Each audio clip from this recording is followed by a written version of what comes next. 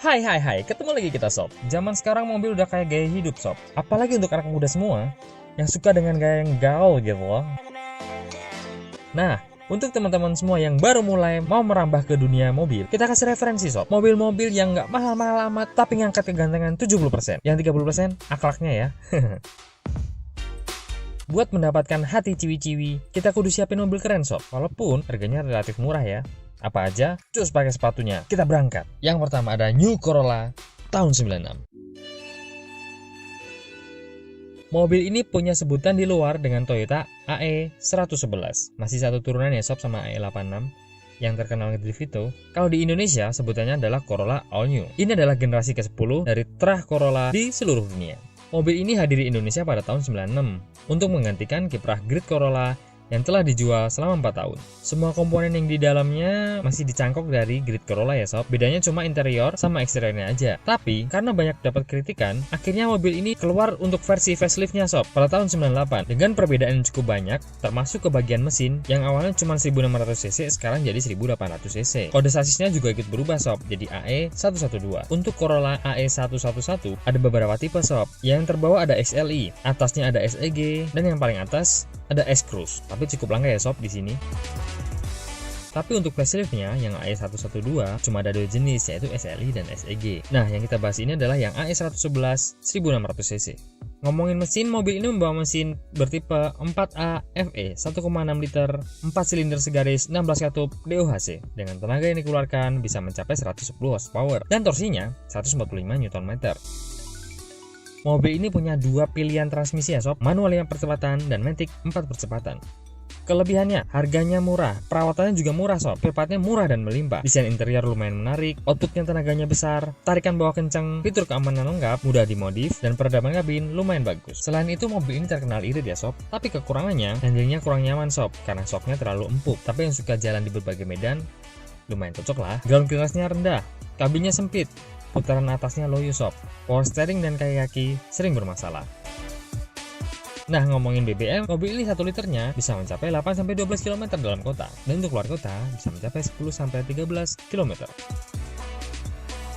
Untuk harganya di tahun 2020 ini bisa didapat dengan harga di sekitar 40 jutaan ya sob, dan pajaknya 1,2 jutaan.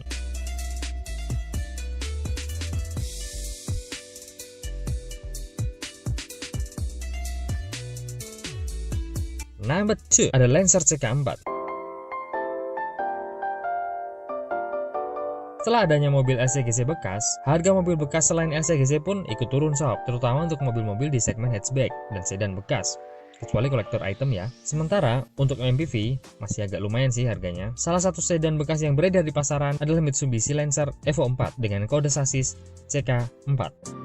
Dia dikenalin di Indonesia pada tahun 96 sob sebagai penerus dari Lancer Evo 3 atau Lancer CB series. Dia diposisikan di bawah mobil jalan lele dan jalan hiu. Nah, sebenarnya Evo 4 ini adalah Lancer CK4, tapi untuk gampangnya kita sebut dengan Evo 4 ya sob, seperti orang-orang.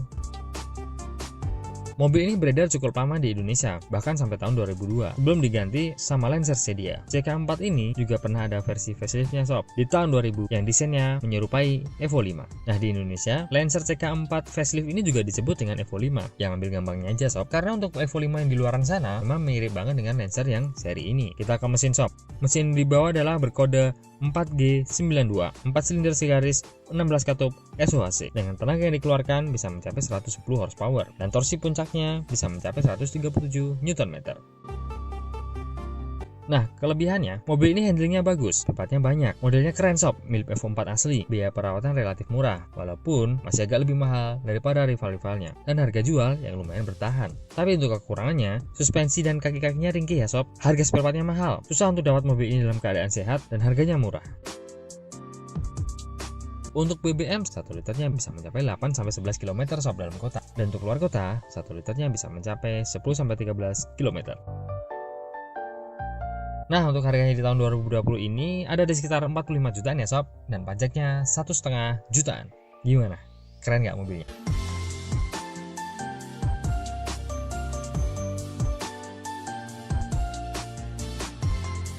Kemudian selanjutnya ada Suzuki Baleno Next-G.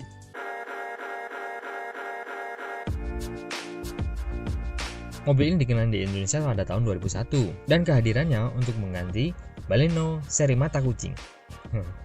Imut ya mata kucing. Sedan ini difungsikan oleh Suzuki untuk memasuki segmen sedan compact di Indonesia dengan pesaing Honda City GD8 dan Vios generasi pertama. Waktu masuk ke Indonesia, mobilnya ada dua versi sob, versi sedan dan versi hatchback. Dan untuk versi hatchbacknya ini sering disebut Suzuki Airio. Dan kemudian setelahnya, mobil ini diganti oleh Suzuki Neo Baleno yang menggunakan basis sama dengan Suzuki SX4. Keunikannya mobilnya adalah pada desainnya sob. Dia agak lumayan tinggi untuk sebuah sedan yang membuat kabinnya juga lebih lapang. Ini yang membuat mobil ini agak digemari oleh orang yang sudah berkeluarga dan tetap pengen memiliki mobil sedan. Ngomong-ngomong, kalian udah berkeluarga belum sob? Lanjut ke mesin. Mesin Baleno Next G ini menggunakan mesin berkode M15A 1500cc 4 silinder segaris 16 katup dengan tenaga 100 horsepower dan torsinya bisa mencapai 133 Nm. Lumayan gede ya. Untuk transmisi ada dua pilihan ya sob, yaitu manual 5 percepatan dan matic 4 percepatan. Keunggulannya, mobil ini udah keren sob, sudah dilengkapi ABS, EBD, airbag, dan harganya murah. Perawatannya murah, cepat melimpah, kabin dan bagasi sangat luas, dan mobil ini relatif irit. Tapi kelemahannya, modelnya agak aneh ya sob, mesinnya kurang responsif, dan harga jual kembalinya rendah, visibilitasnya kurang bagus, minim fitur multimedia, dan peredaman kabin kurang maksimal. Untuk BBM 1 liternya bisa mencapai 9-12 km sob dalam kota. Dan untuk luar kota, 1 liternya bisa mencapai 13-15 km. Ngomongin harga ada di sekitar 40 jutaan ya sob, dan pajaknya sekitar 1,5 jutaan.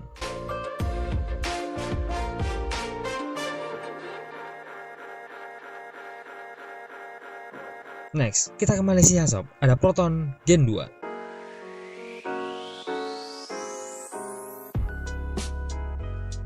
Sport, stylish, digadang-gadang jadi sebutan mobil ini sob. Memang bentuknya emang nggak biasa-biasa aja ya. Bisa dibilang keren ya sob, meskipun tidak bisa menjadi selera semua orang. Mobil ini punya berbagai macam fitur sama teknologi canggih sob. Diklaim mesin mobil ini bisa digeber sampai 190 km per jam dengan waktu 11,2 detik. Kenceng nggak tuh? Tapi untuk peredarannya di Indonesia tetap aja sob, kalah sama brand-brand Jepang. Brand-brand baru sangat susah untuk mengalahkan dominasi Toyota Honda. Bahkan untuk merek-merek sekelas Mazda, Nissan, dan Mitsubishi pun sempat goyang untuk melawan city car keluaran dari dua brand tersebut. Tapi tetap aja, mobil ini bisa menjadi pilihan kalau teman-teman pengen tampil beda. Kecanggihannya tersebar juga di fiturnya sob. Dia memiliki fitur keyless remote entry, elektrik dan remote side mirror, sudah menggunakan ABS dan EBD. Proton Gen 2 ini membawa mesin Campro IAFM 4 silinder DOHC 16 katup dengan tenaga maksimal 110 horsepower dan torsi 148 Nm. Kelebihan mobil ini yang paling mencolok antara lain bentuknya hatchback dan interiornya berdesain balap. Handlingnya mantap karena desain oleh Lotus Sportcar asal Inggris. Bagasinya luas, sudah ada SRS airbag, sudah ada sensor parkir, ABS dan EBD di keempat rodanya, jok racing, kaca spion elektrik, irit bahan bakar, dan sudah punya cruise control. Dan lebihnya lagi, harganya cukup murah sob. Tapi kelemahannya, harga bekasnya dan harga jualnya jatuh sob. Bengkel resminya dikit banget ya di sini, susah nyarinya dan perlu bahan bakar beroktan tinggi. Ya minimal Pertamax atau Pertamax Plus. Untuk BBM-nya 1 liter bisa mencapai 10 km dalam kota. Dan untuk luar kota, 1 liternya bisa mencapai 14 km. Ngomongin harga mobil ini di tahun 2020 ada di sekitar harga 40 jutaan ya sob, dan pajaknya 1,5 jutaan.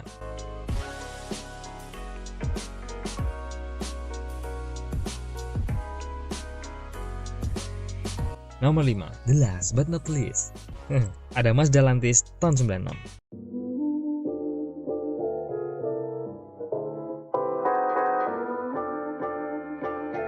Sedan Lantis sama Familia adalah mobil Mazda yang diproduksi sejak tahun 60 sob dan diposisikan sebagai sedan segmen kompak. Untuk di globalnya dia lebih dikenal dengan Mazda 323 ya sob, model generasi ke-7 dengan kode platform BH. Jangan mikir aneh-aneh ya sob. Diperkenalkan pertama kali di Jepang pada tahun 94 bersama dengan hatchback 2 pintu yang disebut Neo dan hatchback 4 pintu yang disebut Astina. Gak asing kan? Model yang masuk ke Indonesia secara resmi cuma model sedan dengan nama Mazda 323 Lantis pada tahun 95 dan 96. Kemudian diganti dengan Mazda 323 Familia yang dijual pada tahun 2000-an dengan perbedaan spesifikasi di mana terjadi pemangkasan fitur interior demi menekan harga. Sudah tahu kan sob bedanya Familia sama Lantis? Tapi setelah lama malang melintang di dunia, kemudian produksinya di stop diganti dengan Mazda seri 3 atau Mazda 3. Kita ke mesin sob. Mobil ini membawa mesin berkode BP 1,8 liter, injeksi 4 silinder segaris 16 katup DOHC, dengan tenaga yang dihasilkan bisa mencapai 131 horsepower dan torsinya 160 Nm. Keunggulannya, mobil ini memiliki tenaga yang powerful, tarikannya responsif sob, adanya rem cakram di 4 roda, suspensinya lembut, nyaman, kabinnya lapang, dan ada lampu auto dim di dalam kabin. Tapi kekurangannya, boros. Komponen modifikasinya agak susah sob buat dicari. Spare-partnya lebih langka daripada yang Mazda Interplay, dan harga spare-partnya yang asli mahal sob, dan minim fitur keselamatan. Untuk BBM 1 liter bisa mencapai 6-8 km ya sob dalam kota. Lumayan boros ya. Dan untuk luar kota 1 liternya bisa mencapai 9-12 km. Untuk harga saat ini bisa didapat dengan harga sekitar 30 jutaan ya sob. Dan pajaknya sekitar 1 jutaan. Ya lebih-lebih dikit lah.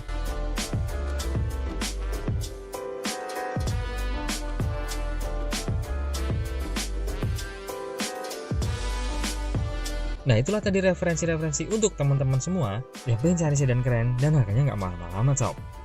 Lumayan lah bisa kita pakai buat modal cari cewek. Sekian dulu video kali ini, kita bakal ketemu lagi di episode berikutnya, and I'll be back. Assalamualaikum warahmatullahi wabarakatuh.